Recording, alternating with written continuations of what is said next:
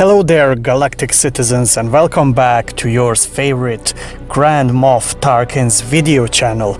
In today's video we are going to cover some interesting topic, and we are going to talk about Sith Cultists that we saw in the Rise of Skywalker. Actually, this interesting topic was brought up as an idea from one of the fans who is regularly commenting on every video we produce.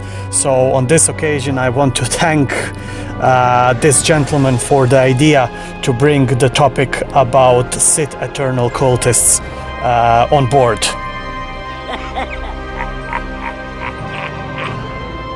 So the Sith voices chanting for the Emperor in the Rise of Skywalker are sort of a mystery, but we definitely know that Palpatine had a small army with him, but the question remains, who are they? In the movie we see that Palpatine has thousands of beings hanging out around him on Exegol, but their identities are left out of the movie entirely. The one thing the movie does let us know is that they are a group of Sith cultists who wish to see the Dark Force-wielding faction return to power in the galaxy. These cultists are called the Sith Eternal. According to the Rise of Skywalker, the visual dictionary by Pablo Higaldo, the Sith Eternal is a group of cultists who long for Sith rule in the galaxy and venerate the legacy of Darth Sidious, aka Palpatine. It's unclear if these cultists had already gathered in the unknown regions during the days of the Galactic Empire, or if they were only brought together to help the Emperor rise again. The Sith Eternal built shipyards on Exegol, where in the years since the fall of the Empire they've been constructing a fleet for the still living Emperor's final order with the help of slave labor. The cultists have apparently also been assisting Palpatine in creating Snoke and several other clones. According to the Star Wars Aftermath books by Chuck Vending, Palpatine always had a contingency plan that involved building a secret fleet in the unknown regions. But it appears that this plan resulted in the First Order, and that this new Final Order fleet is something else entirely.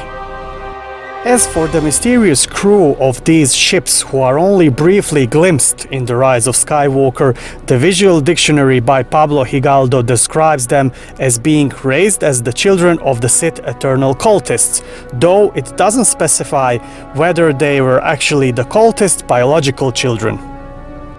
The mentioned book does let us know that these officers have been raised in the ways of the dark side, and that while they aren't force sensitive themselves, they do revere the teachings of the Force. This makes them a far cry from the Imperial officer who derided the Force as an ancient religion. There isn't much more information on the Sith Eternal, but there are a few things we can put together if we look at some of the other information in the Star Wars Aftermath novels.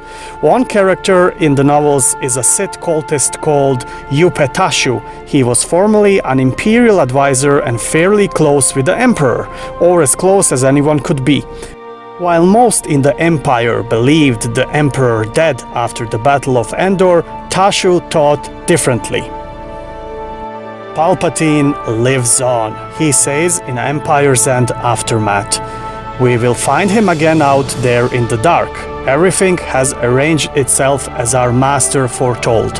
All things move toward the great design. The sacrifices have all been made. Tashu may not get a mention in the Rise of Skywalker, but he is called out in the visual dictionary. In fact, he's a known associate of Ochi, the Sith relic hunter whose ship Lando tells Rey, Poe and Finn about on Pasaana in the movie. That's the same relic hunter that was looking for a wayfinder to get to Exegol. And don't forget that Ochi also killed Rey's parents. While this doesn't exactly prove anything, it does lay the groundwork for a compelling theory. Perhaps Tashu really did find the Emperor's body and was using Ochi to hunt down a wayfinder so he could bring Palpatine to Exegol. Or maybe Tashu knew the Emperor had made his way to Exegol and needed the wayfinder to reunite with his old master. Either way, it seems likely that Tashu was in some way part, or at least aware of the Emperor's larger plan for resurrection and for the Final Order. Speaking of Wayfinders, the Sith Eternal aren't the only Sith-oriented cult we see in the Rise of Skywalker. According to the visual dictionary, the planet that we see Kylo Ren visits in the beginning of the film is actually Mustafar, the final resting place of Anakin Skywalker and the eventual home base of Darth Vader, as we see in Rogue One. Since Vader's death, cults that worship the Sith Lord have sprung up. A pilgrimage to Mustafar is often an important part of their beliefs. The creatures that Kylo is slaughtering there are part of the cult called Alzmec of Vincit. These cultists block Kylo's path to Vader's castle, where Kylo finds the Wayfinder, held in a box with a Sith Eternal emblem on it. That will ultimately point him to Exegol and Emperor Palpatine himself. While the visual dictionary had loads of information, it ultimately still leaves us with plenty of questions. It's nice to know that the hordes gathered around Darth Sidious were members of the Sith Eternal cult, but we still don't know exactly where they came from. Hopefully the full depth of these Sith loyalists will be explored in comics, novels, or future TV shows while we wait for the next Star Wars movie to arrive. So folks, that would be all for today. What do you think about Sith Eternal cultist and the Sith Eternal in general? I think that there's a whole load of mystery around them that we still need to explore, and I really hope that we will soon get either a spin-off movie, series, or maybe comics about this topic. If you are new to this place, make sure to subscribe to our channel for future Star Wars content. And also, if you want to share your peace of mind, feel free to comment in the comments section below. And until next time, Final Order begins.